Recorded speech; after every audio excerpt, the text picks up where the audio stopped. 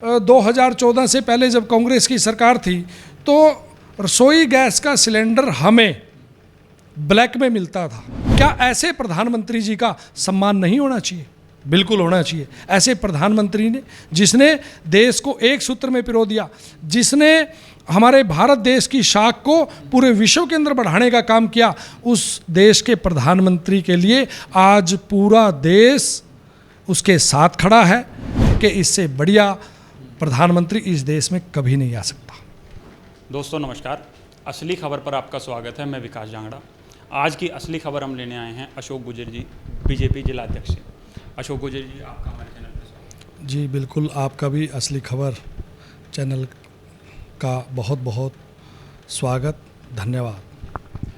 अशोक जी, सबसे पहला सवाल तो कल ही कि आपकी जो तैयारियां हैं तिरंगा यात्रा की, उसी से रिलेटेड है कि कल की क्या तैयारियां हैं? देखिए, भारतीय जनता पार्टी ने ये निर्णय लिया है कि हरियाणा प्रदेश की 90 विधानसभाओं में शहीद सम्मान तिरंगा यात्रा निकालने का निर्णय लिया है, जिसके निमित्त हमारे कैथल जिला के अंदर भी चारों विधानसभाओं के अंदर शहीद सम्मान तिरंगा यात्रा निकाली जा रही हैं, जिसमें हमारी सबसे पहली यात्रा 9 अगस्त को पुंडरी विधानसभा के अंदर निकाली गई और यह यात्रा पैदल निकाली गई, जिसमें हज़ारों की संख्या में आम जनमानस ने अपने भागीदारी निभाई और उसमें हमारे प्रदेश के महामंत्री आदरणीय श्री वेदपाल जी एडवोकेट मुख्य अतिथि के रूप में रहे और बहुत जोश उत्साह के साथ शहीद सम्मान तिरंगा यात्रा, शहीदों को नमन करते हुए, उनको श्रद्धांजलि देते हुए यह तिरंगा यात्रा पुंडरी विधानसभा के अंदर निकाली गई। और 10 अगस्त को कलायत विधानसभा के अंदर शहीद सम्मान तिरंगा यात्रा हजार की संख्या में वहाँ पर भारतीय जनता पार्टी के कार्यकर्ता, सामाजिक संस्थाएं, आम जनमानस ने उसमें शिरकत की और उसमें हमारे मुख्य अतिथि हमारे हरियाणा भाजपा के आदरणीय प्रदेश अध्यक्ष चौधरी ओम प्रकाश धनखड़ जी ने शिरकत की और उनके साथ हमारी राज्य मंत्री श्रीमती कमलेश डांडा जी ने विशेष रूप से उपस्थित होकर के पैदल चलते हुए शहीद सम्मान तिरंगा यात्रा कलायत विधानसभा के अंदर निकाली। और अब हमारी 2 विधानसभाएं रहती हैं, जिसमें हमारी कैथल विधानसभा के अंदर 13 अगस्त को यात्रा निकाली जाएगी, जिसके हमारे संयोजक हमारे कैथल के लोकप्रिय विधायक श्री लीलाराम जी हैं और इस यात्रा के अंदर हमारे लोकप्रिय सांसद आदरणीय नायब सिंह सैनी जी, हमारे प्रदेश के महामंत्री आदरणीय डॉक्टर पवन सैनी जी, हमारे जिला के प्रभारी आदरणीय श्री वेद फुल्ला जी इस यात्रा के अंदर रहेंगे और यह यात्रा ट्रैक्टर यात्रा के रूप में निकाली जाएगी। इसके अंदर भी हजारों की संख्या में देशभक्त भारतीय जनता पार्टी के कार्यकर्ता, आम जनमानस इस यात्रा में शिरकत करेंगे। और इसी प्रकार से 14 अगस्त को गुला विधानसभा के अंदर हमारी तिरंगा यात्रा निकाली जाएगी, जिसमें गुला विधानसभा के संयोजक हमारे गुला से भारतीय जनता पार्टी के पूर्व में प्रत्याशी रहे श्री रवि तारावाड़ी जी इसके में विधानसभा के संयोजक हैं और इस यात्रा के अंदर भी हमारे लोकप्रिय सांसद श्री नायब सिंह सैनी जी और हमारे ओबीसी मोर्चा के प्रदेशाध्यक्ष पूर्व मंत्री आदरणीय श्री कर्णदेव कंबोज जी इस यात्रा के अंदर शिरकत करेंगे। और यह यात्रा 15 से 20 किलोमीटर की होगी और यह यात्रा गाड़ियों के माध्यम से निकाली जाएगी। इस प्रकार से भारतीय जनता पार्टी कैथल जिले की चारों विधानसभाओं के अंदर शहीद सम्मान तिरंगा यात्रा निकालने जा रही है। सर, आपने ट्रैक्टर यात्रा का जिक्र किया कि कल ट्रैक्टर यात्रा के रूप में यात्रा निकाली जाएगी, तिरंगा यात्रा। ट्रैक्टर का जब जिक्र आता है सर, किसान दिमाग में आता है, ठीक है। और विपक्षियों का आप पर आरोप भी है कि क्योंकि बीजेपी जा नहीं पा रही थी जनता के बीच में, तो बीजेपी ये तिरंगा यात्रा के बहाने लोगों के बीच में जा रही है। देखिए, ऐसी बातें अगर जहाँ से भी आई हैं वो बातें बिल्कुल गलत हैं, निराधार हैं, क्योंकि शहीद सम्मान तिरंगा यात्रा भारतीय जनता पार्टी ने 1 अगस्त से लेकर के 15 अगस्त तक निकालने का निर्णय लिया। लेकिन अगर मैं अपने कैथल ज़िले की बात करूं तो अगस्त के महीने से पहले भी भारतीय जनता पार्टी ने अपनी जिला की कार्यसमिति पुंडरी के अंदर की, जिसके अंदर हमारे भारतीय जनता पार्टी के सैकड़ों कार्यकर्ता उस बैठक के अंदर उपस्थित रहे। और फिर मंडल अनुसार हमारी मंडल कार्य समिति की बैठकें रही, जिसके अंदर 4 से 5 घंटे के करीब मंडल की हमारी कार्य समिति की बैठकें रही हैं। और इससे पूर्व भी भारतीय जनता पार्टी ने ये निर्णय लिया कि जनता के बीच में जाकर के, चाहे भारतीय जनता पार्टी के कार्यकर्ताओं ने शहीद सम्मान तिरंगा यात्रा से पूर्व हमारे भारतीय जनता पार्टी के कार्यकर्ताओं ने कोरोना काल के दौरान जो हमसे हमारे स्नेही मित्र, परिवारजन, सगे संबंधी हमसे जो बिछड़ गए हैं, उनकी याद में स्मृति पौधारोपण का कार्यक्रम भी भारतीय जनता पार्टी के कार्यकर्ताओं ने उन महान आत्माओं की याद में वृक्षारोपण किया जो कोरोना काल में हमसे बिछुड़ गए। उसमें भारतीय जनता पार्टी का कार्यकर्ता आम जनमानस के बीच में गया। भारतीय जनता पार्टी ने एक ही दिन में मास्क, सैनिटाइज़र व पत्रक बांटने का काम किया, जिसके अंदर हमारी 620 टोलियां लगी।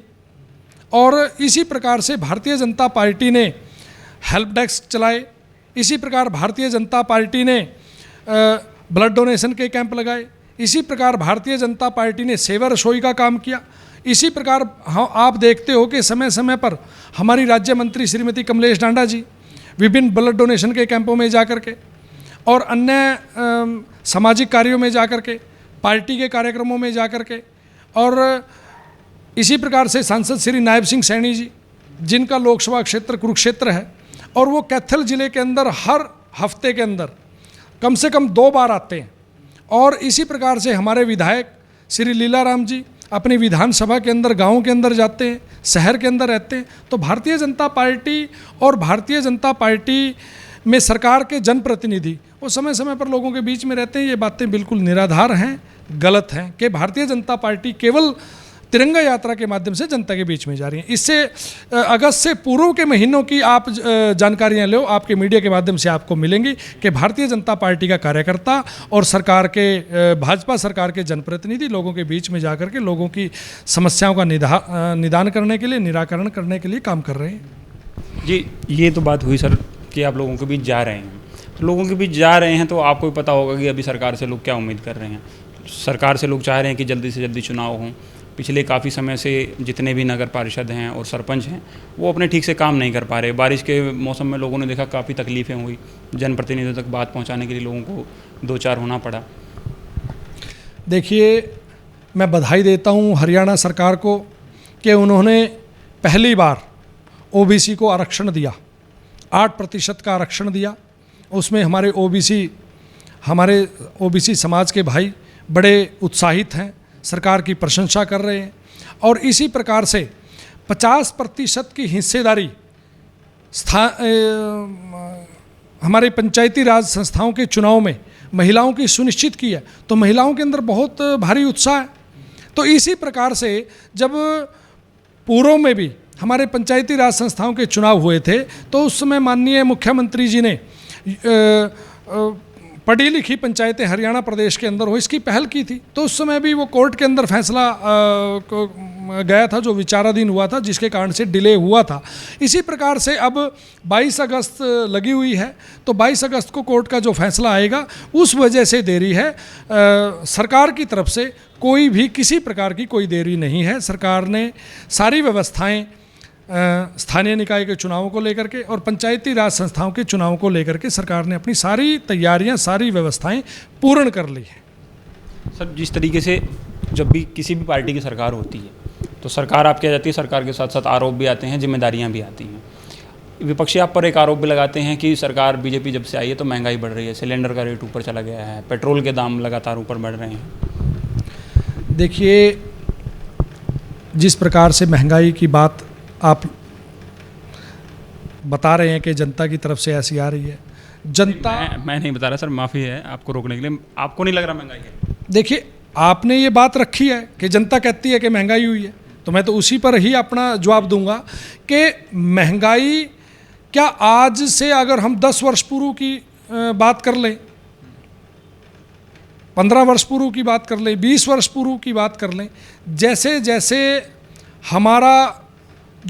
हमारी जो व्यवस्थाएं बनती हैं, उन व्यवस्थाओं के अनुसार उसकी कहीं ना कहीं उस हमारी मूलभूत आवश्यकताएं हैं जो, उनमें जिस प्रकार से इजाफा हुआ है, तो धीरे धीरे कहीं ना कहीं महंगाई भी बढ़ती है। ये बिल्कुल आपकी बात वाजिब है। जिस प्रकार से पेट्रोल डीजल की बात हम करते हैं, तो पेट्रोल डीजल की अगर हम बात करें तो क्या गैस का, रसोई का सिलेंडर आज हम किस प्रकार से देखते हैं कि जब 2014 से पहले जब कांग्रेस की सरकार थी, तो रसोई गैस का सिलेंडर हमें ब्लैक में मिलता था, काला बाजारी के रूप में मिलता था। अगर हमारे घर के अंदर सिलेंडर आज ख़त्म हो गया तो हमें 10 से 15 दिन के बाद सिलेंडर मिलता था, और वो इसलिए मिलता, बहुत लंबी कतार लगती थी और कई कई दिनों तक चक्कर काटने के बावजूद, लाइनों में लगने के बावजूद सिलेंडर मिलता था। लेकिन आज आपको सिलेंडर आपके घर की चौखट पर मिलता है। ये भारतीय जनता पार्टी की मोदी सरकार और इस प्रदेश की मनोहर सरकार जो सुविधाएं घर तक पहुंचाने के लिए काम कर रही हैं। और माननीय मोदी जी का तो एक स्वप्न है, और इस प्रदेश के मुख्यमंत्री जी का भी एक स्वप्न है जो साकार होता हुआ नज़र आ रहा है, कि आम जनमानस की जो मूलभूत आवश्यकताएं हैं, जो योजनाएं हैं, और जो योजना जिस परिवार के लिए है, उस योजनाओं का लाभ उस परिवार की चौखट पर, दहलीज पर उसको मिले। तो इसके लिए सारी व्यवस्थाएं खड़ी की हैं, और जैसे जैसे हमारी आवश्यकताएं बढ़ती हैं, वैसे वैसे व्यवस्थाओं की पूर्ति के लिए कहीं ना कहीं कीमतों में इजाफा होता है। आज आप देखते हो, जो एक इस देश के करोड़ों देशवासियों का एक स्वप्न था कि क्या श्री राम मंदिर का निर्माण होगा, आज श्री राम मंदिर का निर्माण होते हुए हम देख रहे हैं। क्या हमने कभी सोचा था कि हमारा भारत एक भारत श्रेष्ठ भारत होगा, जम्मू कश्मीर से लेकर के कन्याकुमारी तक भारत होगा?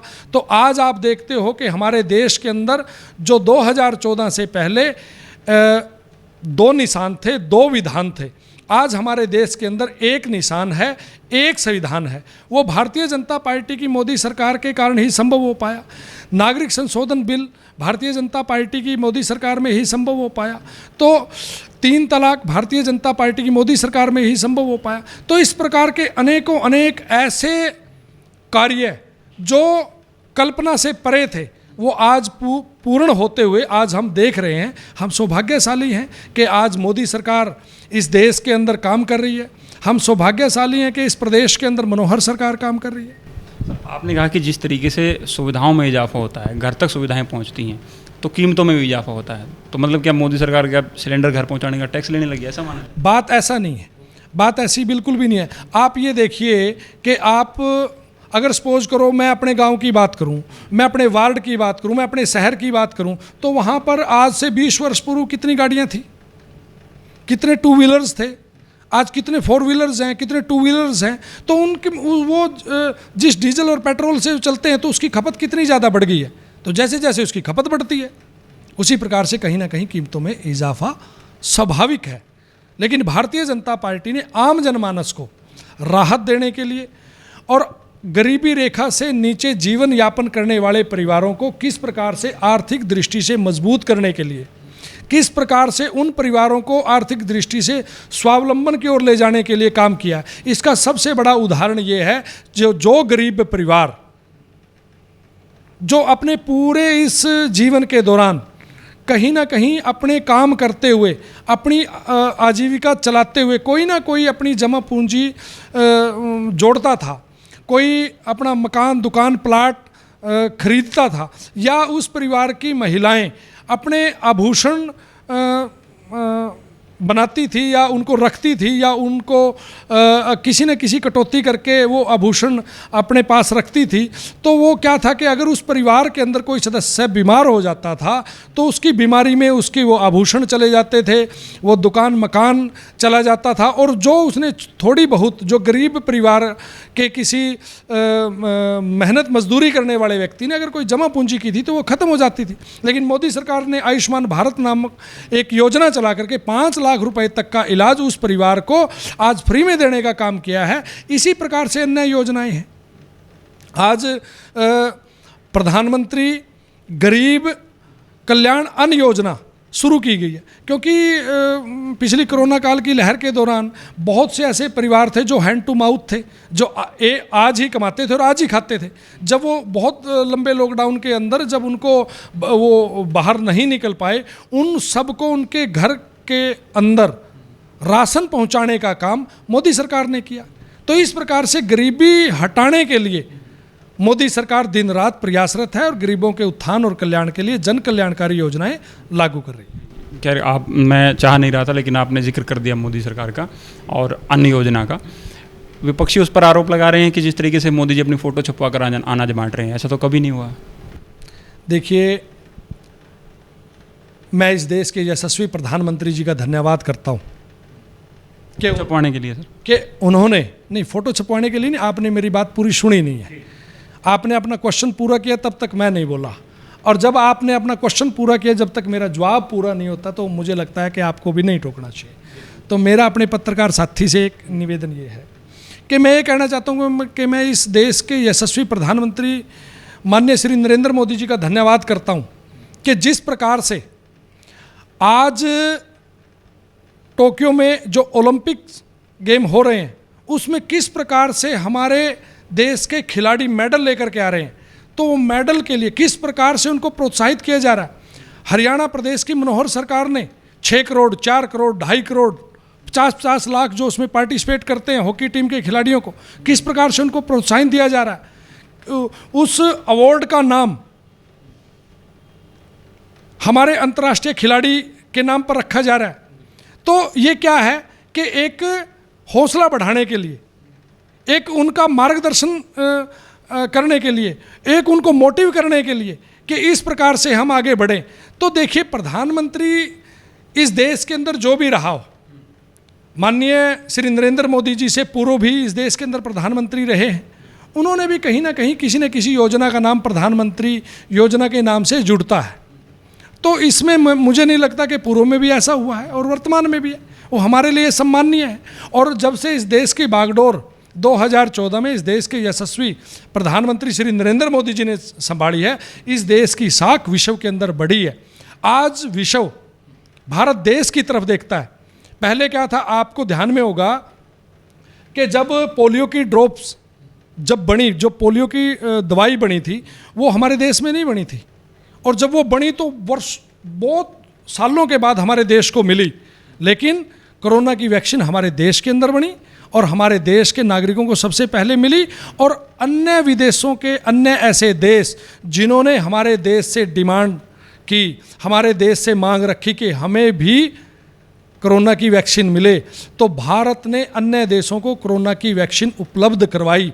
तो इससे मेरा देश बहुत मजबूत हुआ है।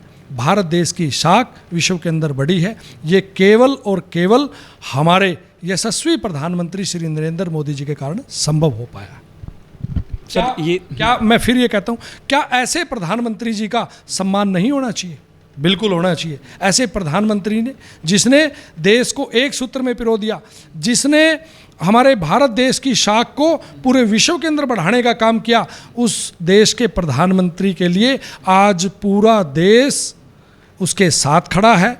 130 करोड़ देशवासियों के मन के अंदर, चाहे उसके अंदर विपक्ष के लोग भी हैं, वो मीडिया के सामने तो मोदी जी को भला बुरा बोलते हैं, लेकिन जब वो घर में बैठ करके आत्मचिंतन करते हैं, आकलन करते हैं, तो निश्चित रूप से उनके मन में कहीं ना कहीं ये बात जरूर जाती है कि इससे बढ़िया प्रधानमंत्री इस देश में कभी नहीं आ सकता। आपने सर मोदी सरकार का जिक्र किया, बहुत सारी ईमानदारी और पारदर्शिता का जिक्र किया, वहाँ तक नहीं जाते हैं, कैथल पे बात कर लेते हैं। आप कैथल के जिलाध्यक्ष हैं। कैथल में इन दिनों बड़ा मुद्दा है सफाई घोटाले का। माननीय विधायक जी ने भी जो है इस मामले में आवाज़ उठाई थी, और आपके सहयोगी पार्टी जेजेपी के नेता भी जो है पिछले दिनों इस मामले को उजागर करके लेके आए। पुंडरी में भी इस तरीके के मामले सामने आए। देखिए, ये बात बिल्कुल मीडिया के माध्यम से भी आई और वहाँ पर पता भी चला। तो आपने जिस प्रकार से बताया कि हमारे विधायक जी ने भी इस बात को उठाया है, आपने बताया हमारे सहयोगी पार्टी के भी हमारे साथी ने इस बात को उठाया है। जहाँ देखो, कोई भी प्रोजेक्ट के लिए, कोई भी काम के लिए अगर कोई ग्रांट वितरित होती है, कोई राशि पास की जाती है, उसमें जहाँ कहीं भी उसको पूर्ण करने के लिए कोताही बरती जाती है या उसके अंदर धांधली होती है तो निश्चित तौर पर उसकी जांच होनी चाहिए। तो इस बात को हमारे विधायक जी ने उठाया, हमारी सहयोगी पार्टी के कार्यकर्ता ने, नेता ने उठाया है, तो बिल्कुल इसकी जांच होगी और ये मामला हमारे माननीय मुख्यमंत्री जी के भी संज्ञान में है और इसकी जांच आपकी जानकारी में होगी। इसकी जांच हो रही है और जो भी इसके अंदर दोषी पाया जाएगा उसके खिलाफ, चाहे वो अधिकारी हो, चाहे वो कर्मचारी हो या कोई वो कॉन्ट्रैक्ट एजेंसी हो, उसके खिलाफ सख्त से सख्त कार्रवाई की जाएगी। चलिए सर, धन्यवाद। आपसे बात करके बड़ा अच्छा लगा। आपसे आगे भी बात करते रहेंगे। थैंक यू भाई साहब, थैंक यू। तो दोस्तों, ये थे अशोक गुर्जर जी, बीजेपी के जिलाध्यक्ष। आप भी चाहते हैं आप तक ऐसी असली खबरें और ऐसी सवाल हम लोगों से, नेताओं से पूछते रहें, तो आप हमारे चैनल को सब्सक्राइब कर लीजिए। इस वीडियो को ज़्यादा से ज़्यादा लोगों तक पहुँचाएँ। धन्यवाद।